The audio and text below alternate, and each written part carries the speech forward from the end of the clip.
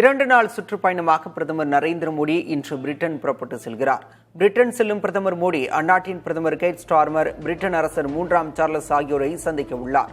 இந்த சந்திப்பில் India Britain இடையே தடையற்ற வர்த்தக ஒப்பந்தம் கையெழுத்தாகும் என எதிர்பார்க்கப்படுகிறது. இந்த ஒப்பந்தத்துக்கு மத்திய அமைச்சரவை நேற்று ஒப்புதல் அளித்தது. இந்த ஒப்பந்தம் தோல் பொருட்கள், காலணிகள், ஆடைகள் போன்ற பொருட்களின் ஏற்றுமதி வரியை ரத்து செய்ய உதவுகிறது. அதே நேரம் பிரிட்டனிலிருந்து இறக்குமதியாகும் மதுபானங்கள், கார்களின் இறக்குமதி வரியை குறைக்க உள்ளது. இரு நாடுகளுக்கிடையான பொருளாதாரத்தை இரட்டிப்பாக்கும் வகையில் இந்த ஒப்பந்தம் மேற்கொள்ளப்பட உள்ளது. பிரிட்டன் பயணத்தை முடித்துக் கொண்டு பிரதமர் மோடி வரும் 25ஆம் தேதி மாலத்தீவுகளுக்கு புறப்பட்டுச் செல்கிறார். 199 கோடி ரூபாய் வரி பாக்கியை செலுத்த வேண்டும் என்ற வருமான வரித்துறையின் நோட்டீஸுக்கு எதிராக காங்கிரஸ் தாக்கல் செய்த மனு தள்ளுபடி செய்யப்பட்டது.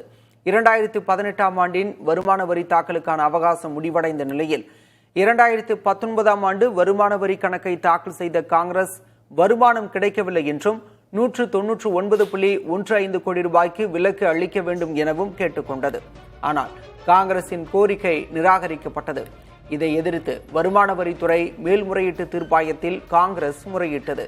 எனினும் காங்கிரசின் மேல்முறையீட்டு மனு தள்ளுபடி செய்யப்பட்டது.